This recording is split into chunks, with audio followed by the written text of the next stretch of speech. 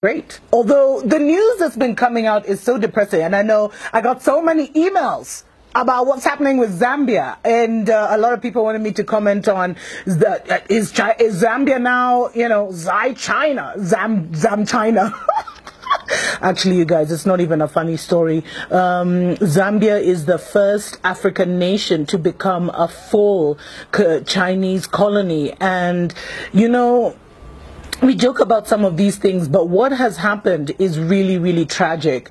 And I warned you guys this is what was going to happen. But also this shows you that we're closer and closer to a major global war. Because I told you, the Europeans are not going to just sit back and let China take over Africa. Now, what has happened is that Zambia defaulted on a couple of loans. And so they lost their power company, ZESCO, and that has been taken over by the Chinese. Their major national electricity company is now being run by China. Now, if that isn't even worse, they've also lost, a few months ago, they lost their Zambia Broadcasting Corporation. It's called the ZNBC. I think it's the Zambia National Broadcasting Corporation, which is now fully owned by China.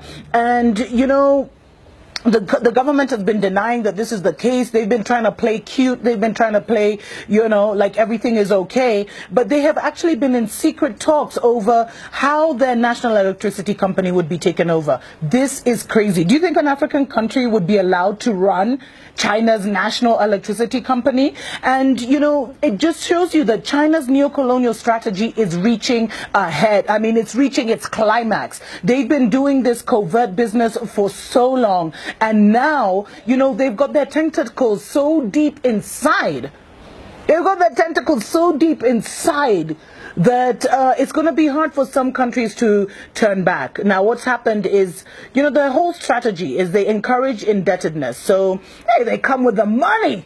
They come with the money. They give you. Then they, once you default, they start to take over strategic assets because of failure of repayment. And you see, what China has done is they have studied countries that are corrupt. They have studied countries that, that are greedy, that have greedy leaders, which is most African nations. And that's why we find most African nations are in this situation. And then they kind of have this, their long-term outcome is the effective ownership of commanding heights of the economy. Remember, I did that thing on the Seven Mountains Prophecy, health, economy, etc., media, entertainment. So they come in, they give you a deal you can't refuse. They pour that money on you. They pour that money on you. They pour that money on you. And then all of a sudden, they come collecting. And they're very vicious when they start collecting. And you know what? Even the Chinese government, they know they actually have a problem in Zambia and other nations. But you know what they said? They were just like, us, we're protecting the Chinese. If your people cannot negotiate for you, if Zambians cannot look, if the Zambian government and the Zambian politicians cannot look after the interests of Zambia, that's not our fault. But this is not going to be possible. And you know what? I was doing deeper research into this matter, and it gets even worse. Now, Zambia's president was actually in China last week for the China-Africa summit, and I'll talk in the future about the $61 billion or $60 billion that the Chinese government allegedly gave to Africa with no strings. There ain't no free lunch. Come on, guys. There ain't no free lunch. And one of the biggest problems with all these deals that China has signed with African governments is we don't know what they've done. We don't know what they've signed away. We don't know the kind of agreements they've made, because all of them were done hush-hush and behind the scenes. So all we're being told in Africa and in China is, oh, China's giving Africa money. Oh, you're getting money. Oh, they're funding this. Oh, they're funding that. Oh, they're funding infrastructure projects. But we're not told, okay, the debt repayment is this percentage, and if you fail to pay this percentage, you're going to be in trouble. We're not told that. We're not told what concessions have been made. In fact, I know this is not about Kenya. Sorry, guys, I'm a bit obsessive about Kenya. But I've been told Kenya, they built this crappy railway line, and if we don't pay, they're going to get one of our ports in Mombasa. Anyway, that's just a story for another day. Now, this guy, so President Edgar Lungu, he visited Chinese companies while he was in China. Not only have you lost ZESCO, the electricity company, you've lost your media company. He actually had the nerve Some of these guys, man. He actually had the nerve to go visiting Chinese companies, and he received a grant of a further $30 million for the Lusaka East Multi-Facility Economic Zone Electrification Project, whatever that means. So these guys can give you like high blood pressure, man. It's crazy. And so President Edgar Lungu, he came to power basically Zambia signed an $8 billion, when he came to power, Zambia signed an $8 billion Chinese loans in financing. Now, over $5 billion of this hasn't been added to the total. Now, that's what Zambia is claiming. They're claiming they haven't received $5 billion, or they haven't been able to account for $5 billion of the $8 billion. Although China says it was dispersed, it was released. And get this, the finance ministry doesn't even have the manpower to police and monitor and disburse the funds. And the financial penalties, because I told you, a lot of these deals are done in secret. We don't know. So the financial penalties of actually backing out of a Chinese deal are worse than the savings than just going through with the project till its completion. So a lot of contracts have been signed in secret. It's a problem. We don't know what our governments have done. And that's why I am telling you, in the next few years, because, you know, the next election for Zambia is, I think, 2020, somewhere there, you're going to see a lot of African governments toppling. A lot of African governments toppling because they have sold our souls to the devil, literally. Just check out how, you know, Zambia, by the way, Zambia has been allowing Chinese immigrants to come in since 1964. And now, after all this happened, the Chinese have even taken a road. One of the main roads that's even on the national map of Zambia. Check in, they just took a road that appears on the map. You can Google freaking Zambia right now and you'll see that road, and the Chinese have just blocked it off. Like they own the country. This is total madness. Seriously, what are our politicians doing? Yo, young Africans, we need to get it together. Like seriously, we need to get it together. We need to arise. We need to get out of our stupor, our slumber, our coma, whatever it is. We need to stop feeling sorry for us, you know, for ourselves, and just arise, man.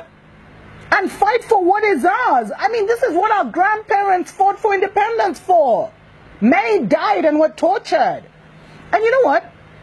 So not only have a lot of contracts been signed in secret, but we don't know what our governments have signed off. And in Zambia, Zambia has one of the longest relationships with China among African countries. It started in 1964, 5 months after independence is when this relationship started. And China has been given uncontrolled access to Zambian resources by overborrowing and allowing Chinese unfiltered emigration. And it's reached such a high tension level, and I'd love it if my Zambian brothers and sisters who watch my show would just even expound, share your story, share your testimony, guys. It's reached such an uncontrollable level that now the Chinese have even moved into, you know, the African neighborhoods, and they're creating tension. They're even selling maize on the streets. So here in Africa, you know, we have guys like, so when you're stuck in traffic and stuff in the major cities, guys will be selling everything from aprons to knickers, you know, undies, to handkerchiefs, to water, to crisps. Now, I can imagine seeing Chinese people doing that business. Imagine seeing Chinese on the side of the road, you know, roasting maize, and it's becoming a problem. And in fact, I was reading, there's been such a high influx of Chinese to Zambia since 2015 that many believe, like many have actually started thinking this was Chinese government driven. Of course they're happy for their people to be, you know, to emigrate and take over and colonize. They're happy for that. And then when these guys commit crimes, because a lot of them have committed crimes, and there's this brilliant article from Lusaka Times which talked about the various crimes that have been committed. The Chinese, a lot of corrupt Chinese have moved to Zambia. A lot of thugs and criminals who are into corrupt deals. So corruption has reached epic proportions in Zambia. And when the government tries to call out the Chinese, what happens? The Chinese government says, oh, don't touch my people, don't touch my people. It's crazy. It's madness. It's nuts. And you know, it's become such a problem because contractors are moving, traders, wholesalers, farmers, manufacturers, importers, exporters, and criminals who want to seize the vast resources of Zambia and are looking for an escape route from poverty. Because China just came out of being a third world country. And you know, it's even become common now for people to say China first, Zambia last. Imagine. Imagine. So, you know, a lot of Zambians have been complaining because Chinese have been allowed to acquire large tracts of land. So there's little land left for Zambians. You guys, you're thinking it's a joke when I say Zambia is now a Chinese colony.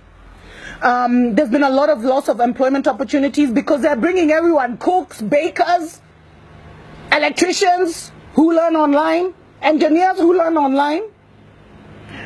They've brought a lot of lawlessness and corruption. They're crowding out Zambian SMEs because they're even doing the small business of even selling maize on the streets. And they're racist. And a lot of Zambians have complained about the racism and the environmental degradation. They're even in Zambian markets. You know where the Zambians now you go, you sell your vegetables and your fruits. They're even there, selling fruits and vegetables and competing with Zambians. It's shame on the Zambian government. Shame, shame, shame on President Edgar Lungu or whatever his name is. Shame on him. And the sad thing is, because of all the loans that have signed and because of the defaulting, future Chinese generations will be entitled to Zambia's precious resources.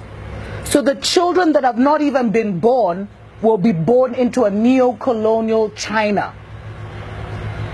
Might as well call, you know, Zambia a colony of China. It's a mess. And something needs to happen. Imagine something needs to happen. Guys, we need to awaken. We need to get out of our stupor, get out of our problems. Zambia, you guys need a revolution. You guys need a revolution, man. You guys need something. You guys need to awaken, aren't you? Are you just going to stand by and let this happen? Anyway, guys, it's my first show back and I'm already like so emotional. I need to talk more about what is happening just with China in general and why, guys, the Third World War is coming. The Third World War is almost upon us, and I'll be sharing that in the next Africa Watch. God bless you. God bless your family. God bless Zambia. May liberation come to your shores.